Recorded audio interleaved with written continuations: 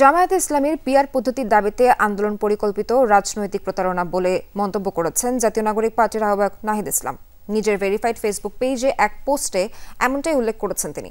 Facebook পোস্টে নাহিদ বলেন, সৃষ্টিকর্তা এবং জনগণ কখনো অসৎ, সুবিধাবাদী এবং নৈতিকভাবে দেউলিয়া শক্তিকে দেশ পরিচালনার দায়িত্ব দেবে না। তিনি আরও বলেন, ঐকমত্য কমিশনের সংস্কার প্রক্রিয়া এবং রাষ্ট্র ও সংবিধান সংস্কারের বিষয়ে জাতীয় সংলাপকে ভিন্ন খাতে প্রবাহিত করতে ইচ্ছাকৃতভাবে পিআর পদ্ধতির বিষয়ে আন্দোলন ডিজাইন করা হয়েছিল।